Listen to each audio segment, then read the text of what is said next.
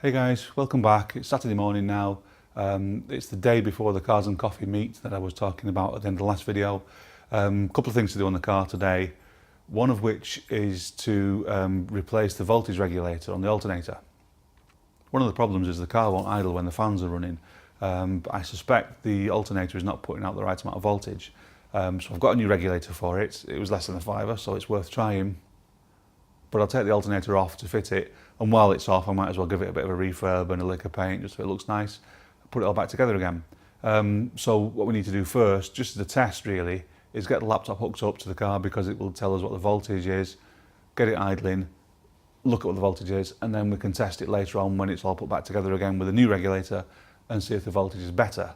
We're looking for about 14 volts or thereabouts. I suspect it's quite a bit below that, so let's get that done.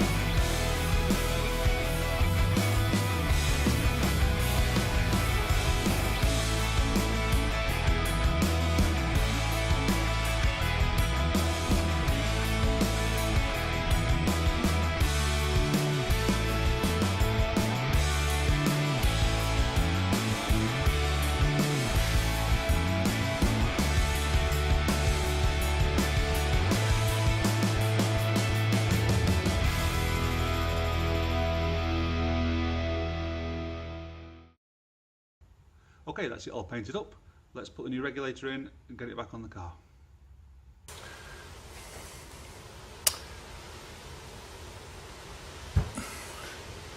Okay, now it's all repainted. The paint's dry. We can put the alternator back together again.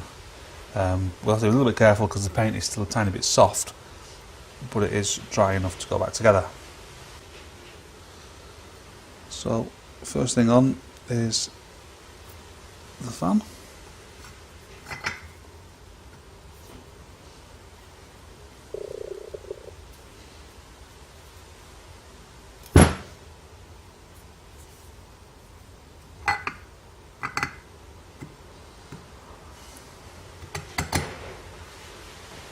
So, and then comes the big washer. That way, like so, and then that. And then that, then that. The washer, big nut.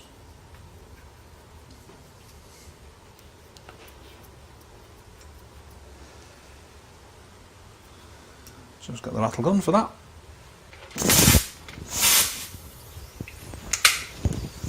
Look over your ears.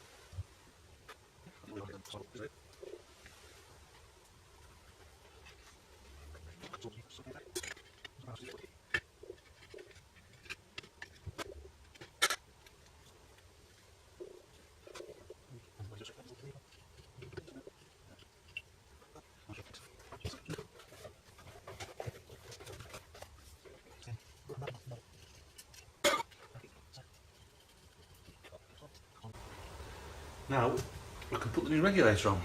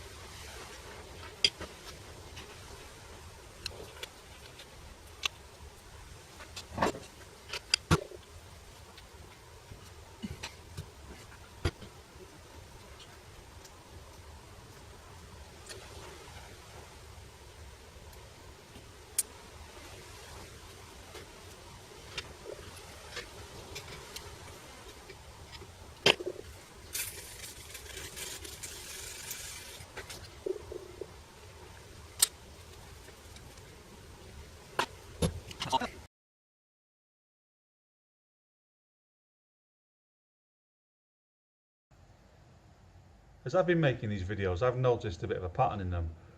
I start off full of enthusiasm and optimism and end in a bit of a fail. But this time is going to be different because the fail has happened in the middle. The alternator doesn't work. The new regulator doesn't work. So I've had to go and queue for ages at a well-known retail place for a new alternator. I've got it here. It's a 90 amp alternator, which is more really than the car needs, I think. The thing is that the alternator has got to provide power to run the radiator fan, the big fuel pump, the charge cooler pump, the charge cooler fan, the ECU, the injectors, the ignition coil, and charge the battery. And that's before you even put the lights on or the wipers or anything else like that. So 90 amp is perhaps a bit overkill, but it's always better to have a bit too much than not enough. So the new alternator that I've got here, this is it. It's got a different pulley on, so I'm going to have to change the pulley for the one that's on the car so the belt lines up, and then we can stick this on, see if it works.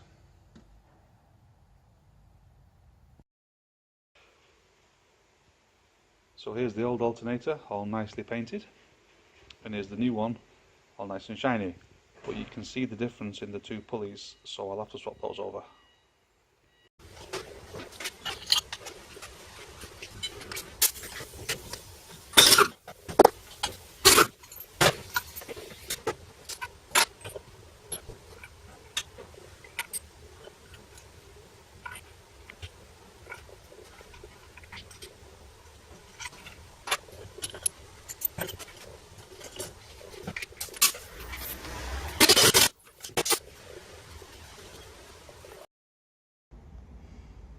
Right, I'm just going to wrap this up now because it started raining here. The new alternator's on. It runs at 13.8 volts, I think 13.9 volts, which is pretty much perfect.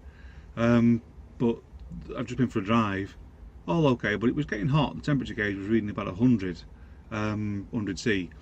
Now, I'm not convinced this temperature gauge is accurate, so I've compared it to the settings on Tuner Studio and the readings on Tuner Studio, and that's saying it's pretty much constantly 189, 188 Fahrenheit, which is about 86 degrees C. I'm going to believe Tuner Studio because that's reading direct off the Megasquirt, and this cheap temperature gauge that I've got here is perhaps not reliable. It's reading on the safe side because it's reading too hot when it's not. So I think I'm going to go in the car tomorrow. Bob's coming with me. We're going to have a lot of tools and coolants and stuff in the car. I'm going to risk it, I think. Yeah, we'll see what happens.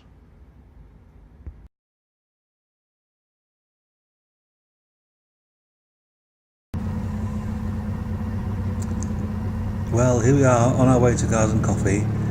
It's at Barton Aerodrome, which is about 10 or 15 miles away from home. As you can see, it's throwing it down. But we didn't make it to Cars and Coffee. There's a surprise. However, it's not because the car broke down. Because the car didn't break down, it behaved itself all the way. But the weather was really bad, as you can see, and I'd forgotten to take into account that the Manchester Marathon was on and some of the roads were closed. So we gave up trying to get to Cars and Coffee, and instead we went to Krispy Kreme and had some donuts. So it wasn't Cars and Coffee, it was Dodge Dubs and Donuts instead.